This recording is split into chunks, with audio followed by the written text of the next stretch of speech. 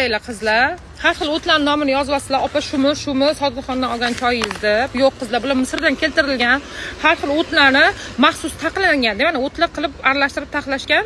Birinchi o'chirda ishtaha bo'g'adi. Buni ichganinglardan keyin ovqat yeginglar kelmaydi, avtomatik ko'p chanqatadi. Ko'p suv ichgan odamning terisi tortiladi. Bu tabiiy kollaganga o'xshab teringlar ham tortiladi.